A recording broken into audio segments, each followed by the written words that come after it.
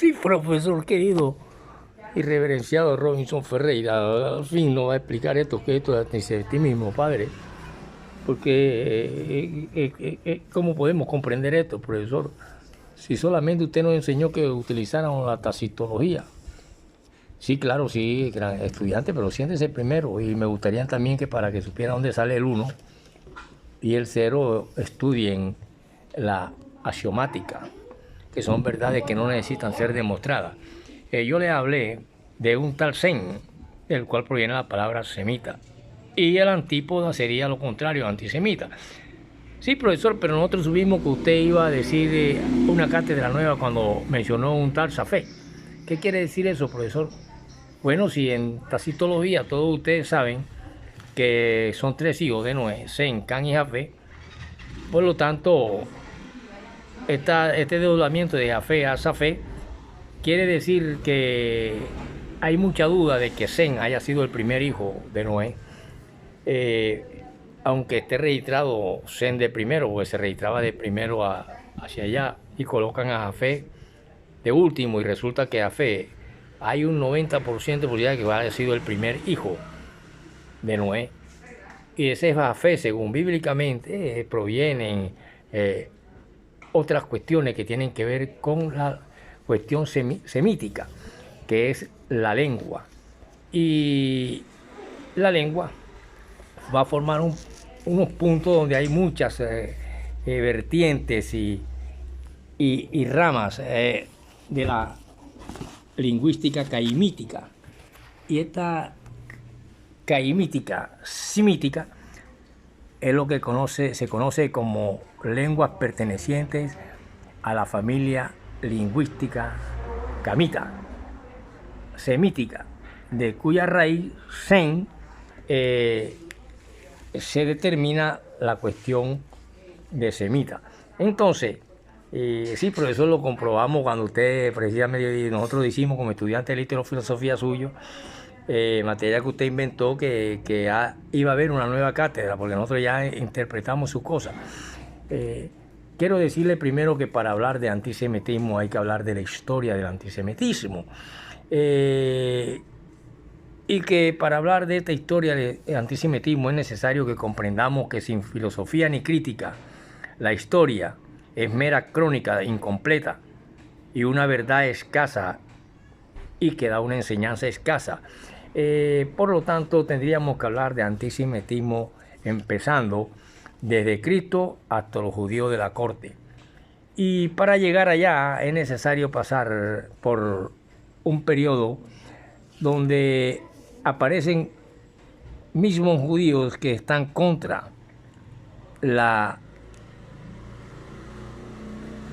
cuestión judía que se desparramó en aquellos filósofos de aquellos tiempos de las luces, y que la religión de los judíos era más que una burla superstición o una burda superstición según Spinoza o un judío, y que esto se conoce como en los tratados teológicos políticos de Spinoza. Por lo tanto, podemos decir que se mantiene y se cree desde la antigüedad que este era un pueblo ateo. Primero que todo porque no tenía dioses ni quería adorar a otros dioses. Y después que nace la leyenda. Entonces de este Zen, y vamos a ver quién es este Zen, podemos entrar entonces a lo semítico para empezar con la historia del antisemitismo. Lo cual no quiere decir que este Zen es un nombre que en esa lengua significa fama. Y es uno de los 3 hijos de Noé, y de esto se esparció la población de toda la tierra, de estos hijos de Noé, que se conoce como la cuestión nicoidea. Esta cuestión nicoidea es lo que se conoce como el noísmo, y de ahí provienen esos 3 hombres, Sem, Can y Jafet. Por lo tanto, son hijos de Noé. Y aunque los 3 hijos se les menciona de manera habitual como San, Sem, Can y Jafet en fila india, hay mucha duda de que esto corresponda a un orden de verdad. ¿Por qué? Porque el que se menciona primero, que es Sem, no es en sí mismo una indicación definitiva de que él es el primero. o el primogénito de Noé, ya que el propio primogénito de Sem, llamado Arpachshad, se le menciona el tercero en los registros genealógicos. Por lo tanto, lo pueden encontrar en Génesis 10:22 y Primera de Crónicas 1:17. En el hebreo original, Génesis 10:21 permite más de una traducción posible. Algunas traducciones comunican la idea de que Sem era el hermano de Jafet, el mayor, dice así, el mayor. Y esto nos da mucha idea y nace lo que les dije como cuestiones educativas. Por lo tanto, el antisemitismo, que es contrario a esta cuestión semita, y entre mismos judíos nacieron muchos como Espinosa que lo repudiaron, podemos entrar ahora sí a qué es el semitismo, y que ese semitismo no lo podemos apartar desde Cristo hasta los judíos de la corte, empieza todo. Y vemos entonces que innumerables, muchas son las teorías que han sido expuestas para la comprensión del fenómeno del antisemitismo. Interpretaciones económicas, raciales o teológicas. Estas teorías por lo general se han limitado a la época moderna. Sin embargo, es importante que nosotros coordinemos y tengamos la condición de hecho de los judíos. Por una parte está la imagen que se tenía de ellos, por la otra han ido cambiando a lo largo del tiempo. Por ejemplo, es un notable, digamos, es muy notable en la historia, según los puntos de los historiadores, que su particular enfoque aparece insertado en el desarrollo total de nuestra historia occidental. Hoy estamos en el occidente. Y entonces se le añaden cosas, densidad y hondura, por ejemplo. Por eso es que cuando vemos la evolución de las relaciones judeo-cristianas desde la antigüedad hasta el despertar de los tiempos modernos, resulta y se realza un análisis comparativo en la situación de los judíos con su entorno y el Extremo Oriente, Asia, Roma, para pasar después a través de los tiempos con la cuestión de la Edad Media y a los comienzos de la persecución y reclusión de los judíos en guetos, poniendo como causa fundamental las repercusiones sociales que tuvieron las epidemias, largos periodos de hambre que asolaron el siglo XIV y que trataron no solo en la eclosión de los odios antisemitas, sino también en la caza desenfrenada de brujas. Es a partir de entonces cuando el judío empieza a diferenciarse tanto en el lenguaje como en la vestidura, en los unos como en los otros, en las costumbres. La prosa fue fluyendo despojada de pesadez erudita y la cabal información histórica fue dando grandes difusiones en todos los grandes idiomas y en variadas escrituras que fueron apareciendo. Por lo tanto, de esta manera sí podemos estar en condiciones de entrar poco a poco en la historia del antisemitismo, porque podemos decir que desde la época de Diodoro de Sicilia, Filostrato, en cuanto a los latinos, Pompeyesco, donde se escriben sobre estos hechos, hay un historiador Tácito que dice que los judíos mantienen entre sí una obstinada, una activa conmiseración y odio y rencor implacable que sienten hacia el resto de las personas. Nunca comen, jamás se acuestan en campos extranjeros, y esa tasa o raza y tasa, digamos, poblacional, aunque muy tirada también al libertinaje, se abstiene de todo comer y utilizar mujeres extranjeras. Algunos autores concluyen lógicamente que el pueblo en la antigüedad fue un pueblo ateo, fue un pueblo que no tenía Dios. Hacían otras divinidades, su eterno y centenares de dioses, Deo, su negativa a ofrecer sacrificios, fueron dando un honor que jamás le brindaron a los emperadores, y esto era suficiente para considerarse de raza mala, impía, y quienes realmente no tenían en ninguna parte cuestiones de adoración, ni en Grecia, reyes de hijos de reyes. Y entonces aquí es cuando va apareciendo, por ejemplo, Constantino I, que se mantuvo neutral en la Primera Guerra Mundial de 1914. Constantino en el 332, que llevó una campaña victoriosa contra los godos.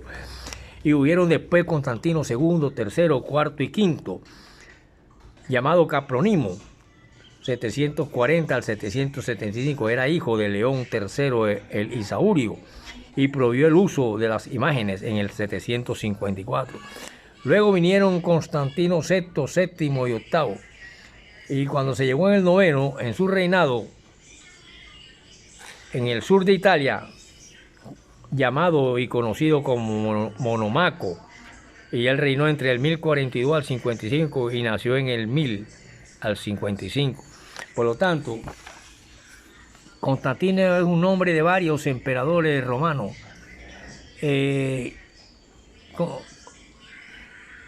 Por ejemplo, vemos cómo aparece un Constantino el Grande, hijo del emperador Constancio, llamado el Grande, y Constantino, emperador romano, hizo las armas en Bretaña y contra los pueblos bárbaros fronterizos, elegido emperador por los soldados en el 306.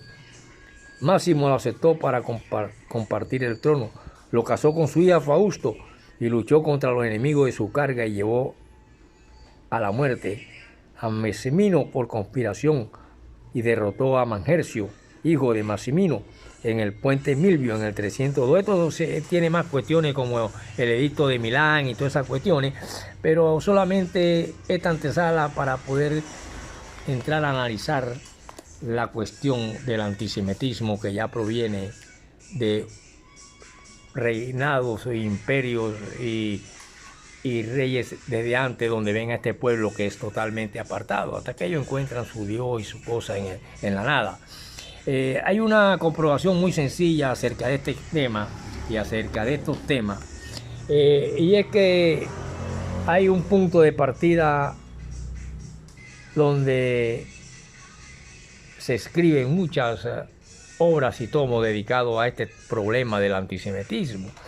En efecto, cuando uno observa el globo terráqueo, podemos ver que en la Palestina fue el foco primitivo de dispersión judía, y se encuentra a una distancia aproximada igualmente de Grecia y de la Mesopotamia, de Europa Occidental y de las Indias, de Nueva York y de Tokio. Además, esta dispersión, que prosiguiera bajo todos los cielos, llevó a la creación de colonias judías en la Mesopotamia, en las Indias y en China. En las mismas épocas oscuras en que los primeros judíos se instalaban en África del Norte, en Galia o en Germania, estas colonias se han mantenido hasta nuestros días, y el contacto entre ellas y las colonias judías del Mediterráneo y del norte de Europa jamás se interrumpió a lo largo de los siglos. Por eso es que nosotros vemos que en el oeste de Palestina, los judíos en cuestión nunca fueron, según la imagen de Yehuda Halevi, el corazón doliente de las naciones. Vale decir que no constituyeron un fermento inquietante o inquieto, y no asombraron al mundo con el relato de sus tormentos y sus matanzas, ni espiaron sus imperfecciones, tampoco representaron un papel en desproporción con su número, y no sobresalieron en actividades intelectuales o económicas, ni tuvieron otra actuación por especial que esta fuera en una palabra, lo podemos decir. Al no hacer derramar arroyo de tinta ni río de sangre, muchos de ellos vivieron realmente felices y no tuvieron historia. Los de la China, por ejemplo, desaparecieron hace una generación o dos. Los de la India, secta perdida entre otras mil, llevan una vida humilde de agricultores y artesanos. El contraste resulta más aún al leer cosas que van explicando la disparidad constante, donde podemos elegir nosotros entre dos categorías de hipótesis explicativas acerca de este problema del antisemitismo. Yo como su profesor le digo que ya quedan claros que de Noé provienen ellos y que hay duda que Sem haya sido el primer hijo. Naturalmente comenzaron a abrirse camino y su paternidad resultó muy compleja. Entre otros, debemos colocar en primer plano el nombre de Baruch Spinoza. Los violentos ataques de Spinoza contra el judaísmo, por ejemplo, un mismo judío contra los judíos. Aquí puede darse origen ya dentro de ellos mismos, que ya empieza a haber un antisemitismo. Y contribuyeron no poco a desparramar entre los filósofos del siglo de las luces la noción de que la religión judía no era otra cosa que una burda superstición y que el anciano Jehová no era más que un Dios de rencor, de donde muy naturalmente se llegaba a la conclusión de que el pueblo judío era groseramente ignorante y fundamentalmente terreno. No solo desde la época de la crucifixión, sino desde un principio. Ahí sabemos que, por ejemplo, el filósofo Voltaire fue un propagandista prestigioso del antisemitismo, y de esta forma, en una época en que la biología y la antropología nacientes clasificaban a los seres vivientes en géneros y especialmente y específicamente en forma consciente, a cada una de estas se le fijaba como vanguardia, y de este modo se abrió una brecha en el grandioso edílico universalista de la Iglesia, y cualquier historiador de las ideas podrá reconstruir fielmente el camino que de este Spinoza judío lleva a hombres como Herder, Fischer y Yeyer, y también a Schubert y a Hartmann. En este decorado donde la interpretación divina fue substituida y sustituida por la interpretación racial, que es la herencia de un grupo selecto en el siglo VIII, que era propiedad de grandes muchedumbres en el siglo IX, originó en el siglo XX la justificación ideológica de los hechos y de los hornos crematorios. Continuaremos en la próxima, porque estas cosas se pueden dar en 3 o 4 clases. Nos vemos con el profesor Robbins, y ya quedó claro: tacitología y axiomática.